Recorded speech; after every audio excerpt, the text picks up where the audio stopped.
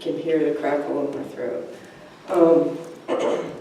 Don't be alarmed, this has been lagging with me for a couple of weeks now. It's far past the infectious stage, it just sounds bad. But I wasn't about to give up coming here.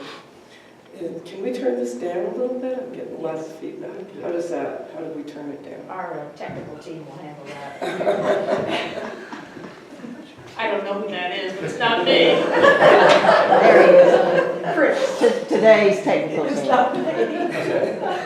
Oh, that's much better. I'm a paid staff. The red note. The red. Well, I'm really excited to be here. You all have a very lovely community, actually. And the topic of my talk is, as you know, all things big and small. But first, being the professor that I am, I'm going to have a little bit of lecture attached to it around communication studies. And what we know about communication studies is that it's our language and what we say to each other and to ourselves is irretrievable, irreversible, and unrepeatable. And that's important to remember because it's inevitable as well. And it's inevitable because we cannot not communicate. We're always communicating, even though we have a flat affect, or even we want to be emotionless, or we're not giving someone eye contact, and we're angry with them, and we're just not responding, you know, the silent treatment. That in itself is communication, as we all know. And then it's irretrievable because once something is said, it can never be taken back.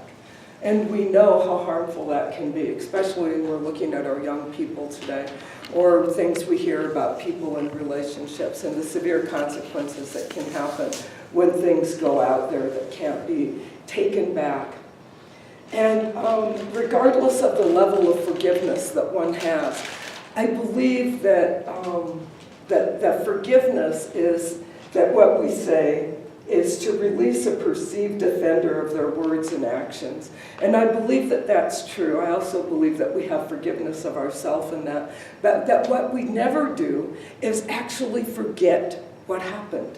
And so that it continues to be with us. And it may come up as a moral in our story. It may come up when someone says something and we go, oh yeah, that happened to me too. But I've forgiven all of that, right? That's in my past now. But it certainly is still a part of who we are. And what we know about that is that when it comes to being unrepeatable is that we try to recreate our stories, but the truth is we can never recreate that story the way it happened.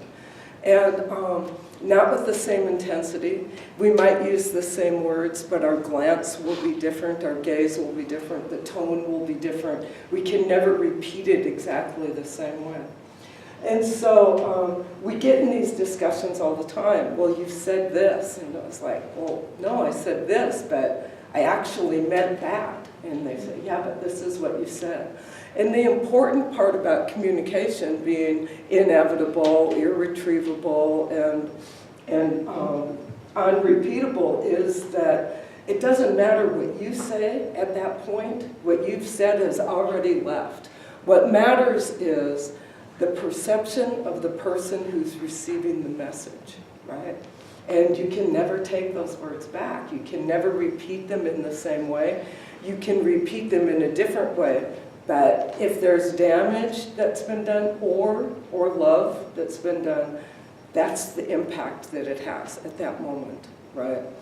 And so Goldsmith asks us in practicing the presence, he says this question, he asks us, what are we seeking?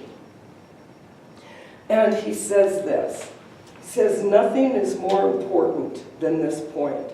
Are we seeking a realization of God, or are we trying to reach God in order to get something through God? This is an important point. For me, for a long time, I was trying to get something from God. I wanted to be spiritual. I wanted to be seen as spiritual. I am not one of those, flowy type people who can wear those lovely gowns or those silk shawls and just float, and like one of my teachers, I feel like sometimes she just floats into the room. That's not me, you know. You put me in 3-inch heels and I'll be clumping down the road. But I always wanted to be seen like that, you know, and so I prayed to God for that. I wanted to manifest things. I wanted to have friends. I wanted to have money. I wanted to have good health. And so I prayed and I treated and I prayed and I treated. And I would meet people and I would have sources of unexpected income, and I ride a motorcycle and I go skydiving. I have a really good job. I love my job. I think teaching communication studies is the best job that anyone could ever have. I'm doing pretty good. I feel like I can control traffic and time expands when I need it. Those kind of things. I move with spirit. And yet, at the same time, I was feeling pretty lonely. Sometimes I don't feel like my friends appreciate me as much as I think I would like them to. I can still hear myself saying sometimes, oh boy, I'd love to go to Egypt with David Alt, but maybe not this year. You know, maybe next year, maybe I'll save for that.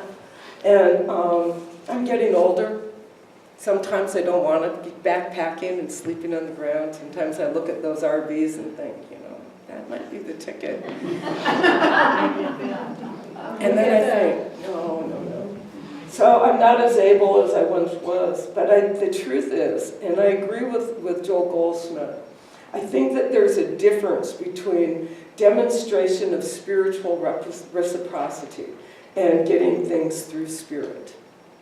And the problem is, and this takes us back to communication, because the problem is not only what we say to others, it's those hindrances about things that we say to ourselves.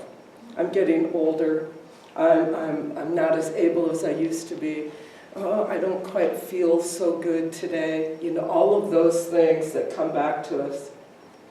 And those things that we say to ourselves are also irretrievable, unrepeatable, and inevitable, right? Because they just pop up into our head because of the way we've trained our mind.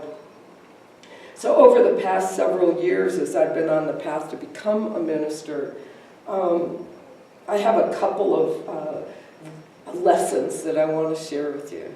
And one of those lessons is I realized a few years ago really clearly how I talk about myself to others is how I tell them, teach them rather, to treat me. And so I play cards a couple times a month with a group of friends. We play pinochle one weekend, and another weekend we'll play poker.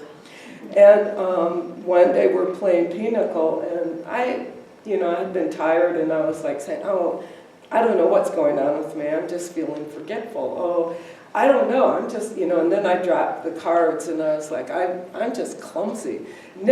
Before I knew it, and I must have said something a little bit self-deprecating about myself several times, before I knew it, a very close friend of mine was saying, oh, she's just forgetful. Oh, she's just clumsy. Oh, here, I'll take that for you. And it was like, oh my gosh, it's true. I had heard that in my past. The way you talk about yourself is how you teach people to treat you. And it was here by a very close friend in a very safe environment, thankfully, that I actually realized it. So I've worked on that. I've worked on that a lot, about how I talk about myself in front of people, especially like my students and my friends and people that I don't know, is how I'm teaching them to treat me at this very moment. They can either treat me like a forgetful, older, poor fool, or they can treat me like someone who I am, a woman with integrity and a strong spiritual background. So that was important. And that goes into a story that happened with my most recent teacher that I mentored with as I was becoming a minister. And as we were sitting there talking one day, we would often spend 4 hours in some restaurant in Hendersonville just talking. And over the course of 4 hours, I had said, oh, I think I'm going to sell my motorcycle. And she was like, why would you sell your motorcycle? You love riding. And I said, well, I don't feel like I have as much acuity and I'm as quick to respond. I'm getting older. And so she kind of let that go, and a few minutes later I said something else, and she said, "So you're old?" And I was like, "No, at this point I wasn't quite 60. I said, "No, I'm not even 60. And she goes, "Oh." Oh, she just let it go, and we kept talking. And I, at another point I said, she said she had invited me to India with her next Christmas. And I said, "Yeah, like that'll happen this year. You know, that's not going to happen. Maybe a year or so from now, but, you know, I'm paying for ministerial school." And She goes, "So you're poor?" And I was like, no, I'm not poor. I have expenses, right? We all have expenses. And she was like, "Okay." And then we were talking about my friends and playing cards. And there are moments where I feel like I'm not appreciated and I don't think my friends like me. And she said, "So you're unlikable." And I was like, "No, I don't think I'm unlikable." And she goes, "So you're poor, you're old, and you're unlikable." And it sounds funny, but at the time when she was doing this to me, it seemed like everything I was saying was exactly that. I had decided what my life was. I was poor, even though I have a great job. I didn't, you know, I still want more. I have good friends, but for some reason I still don't think they like me. And I'm getting older.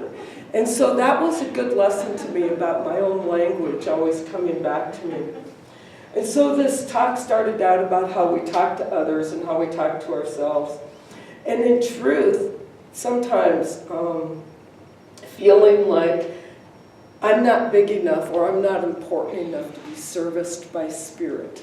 That's what it comes down to for me. I'm not okay, like I can pray, but am I really open to the divine presence being within me and being me is the point.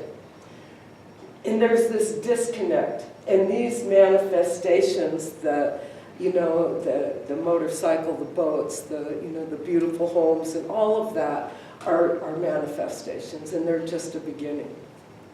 This sounds a little out of context, but in Xena, Princess Warrior, many of you know about Xena and Gabrielle. Is there anyone here who does not know them? Princess Warrior. Okay. Oh, don't even you.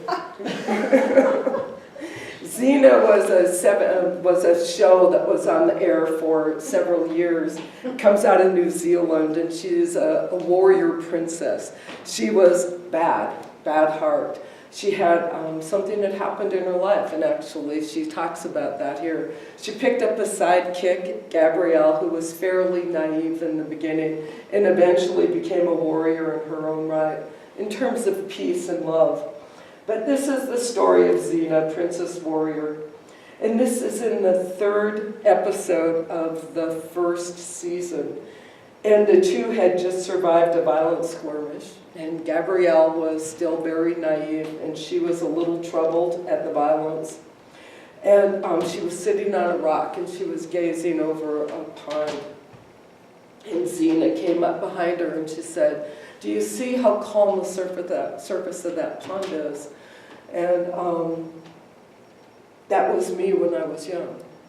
And then she picks up a rock, and she throws it into the pond, and she goes, "And do you see how the water ripples and churns?" She goes, that's who I am now. And Gabriella says, "Yes, but if we wait here long enough, the pond will become quiet again. It'll become calm." And Xena says, "Yes, this is true, but the stone is still under there. It's now part of the lake." And it might look like it did before, but it's been forever changed. And this is what happens with the words we use. We think that they're imperceptible. We think that they don't mean things, that our language doesn't have that power, but it does. And everything that we say enters somewhere. It doesn't just float off into the distance.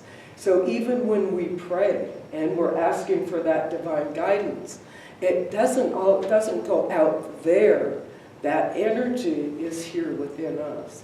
Those words are here within us as we're meditating and as we're praying. And So we can see here both the big and the small. We can see how the rock, the stone, which on the surface appears insignificant as the lake becomes calm. We can also see the other side where the pond is yet forever changed, just with the language and that metaphor. So here's the question. Do we really believe that we are a manifestation of God, that we are a manifestation of Spirit or the divine presence or the omnipotent, whatever it is that you choose to call that one? Do you really believe you are that and not the things that we manifest, the things, those external things that give us comfort? Because what matters is our relationship to Spirit and our willingness to participate in the reciprocity of our lives. So when we're in communion with Spirit, that Spirit, then all things are possible. All things manifest, but without any effort. We don't have to pray for them. They are there because we are already one. And so our paths are different, to be sure. And we are all made of the same stuff. We all walk on holy ground. We all breathe the same sacred air. We just make these manifestations of difference according to our uniqueness. So I wear this suit and you wear a sweater, you know? And those things don't really matter. They're only preferences, but they're manifestations. The truth is that we're all one. And when we hear that, when we are in prayer, that's when the real voice is. That's the real voice telling us who we are, when we're in prayer and meditation. And so if you're brave enough to recognize that that's the true voice of who you really are, then the question is that really who you want to be? And if it is, then continue on your path. And if there's a voice in there that's going, hey, you're not quite rich enough, you're not quite healthy enough, you're not quite spiritual enough, then step up your meditation. Become one with Spirit. Don't let that voice become who you are, because it is not. That's just that external manifestation telling you that we're not good enough when in fact all of us are. And so learn to listen, learn to hear the true voice of Spirit as it comes up from within you through meditation and prayer. That's the truth of who we are. And that is the true manifestation as well. And so it is. And thank you very much. Sit down.